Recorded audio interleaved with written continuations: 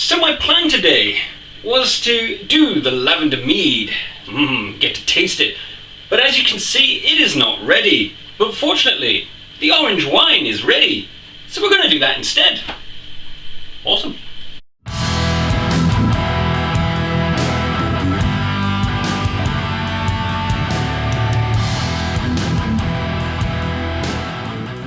Hello homebrewers and welcome to my channel. So this is the part 2 of the easy orange wine that we started a little over a month ago. So if you haven't seen the part 1 video, I'll stick the link at the top there so you can get caught up.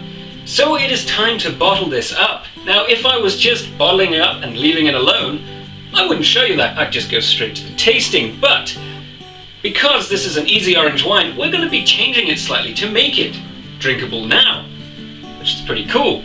So I've gone ahead and I've sterilized my worktop and all the equipment that I need, including my bottles. So I'm going to go put the hydrometer in here and we're going to see what the alcohol turned out like. So in this goes, and I will just let it do its thing for a minute.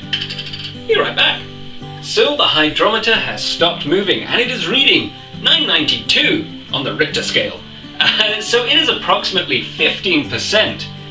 Give or take, ish.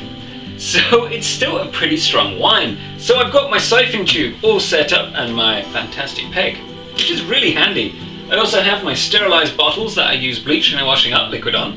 So I'm going to go ahead and bottle this up. See you once I'm done.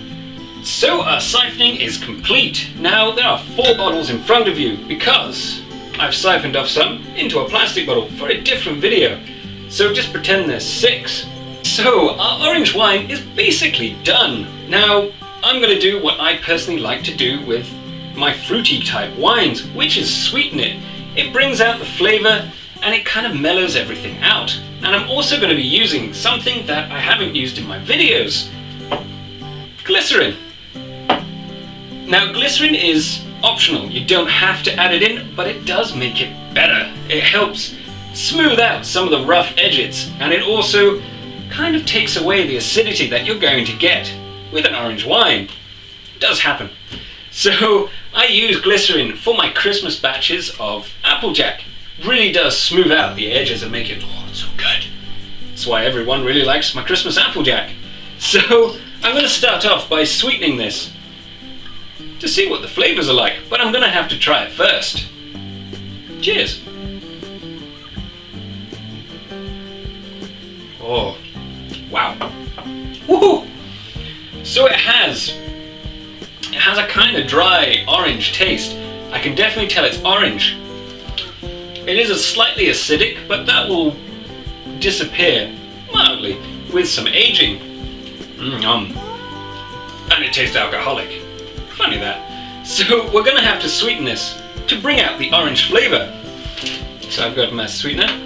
Now usually orange wine takes quite a lot of flavoring, so this is half a tablespoon or 7.5 mils. Or what is that, 7.5 mils? A teaspoon and a half. And in it goes. It's always worrying when it fizzes. So I'm just going to let this settle in and we'll be right back. So I went and quickly sterilized a spoon so I could stir it. Don't want to get this one wet. So let's see how it tastes now. Cheers. Whoa.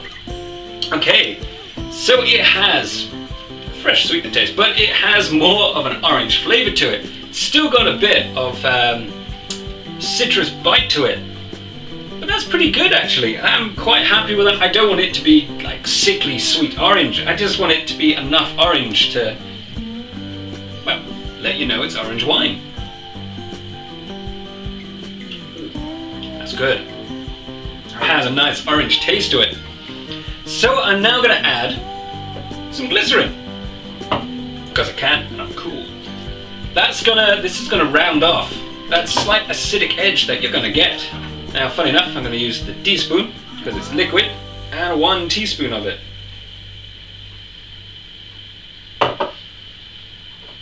It's a little bit thicker than the wine, lovely stir. So the glycerin has been dissolved in here now, so the flavour should completely change.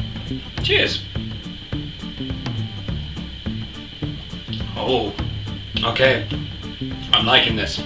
So, the acidic taste that you get with orange juice has really died down. It's still there, but at the same time it's a lot more mellow.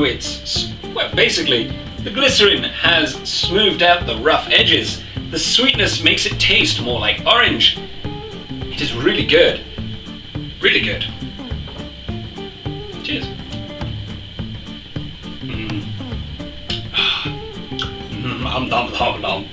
Nom. So enough of me going nom. This is really good.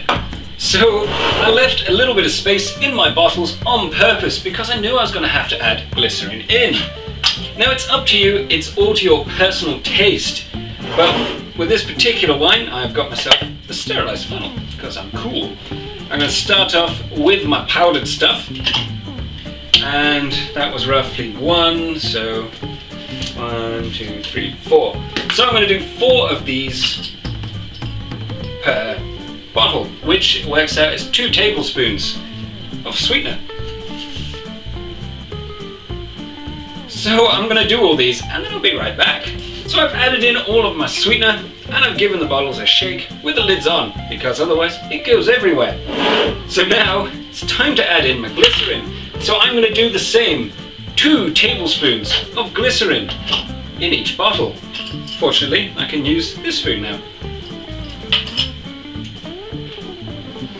Oh, doesn't smell of anything. So the last one is just finishing up. There we go. So we now have, each bottle has got glycerin in there. Now because glycerin is denser than the liquid we have it in, it all sinks to the bottom, so you've got to give it a shake, which is a good opportunity to degas the wine in the bottle while we're there. So just give it a really good shake.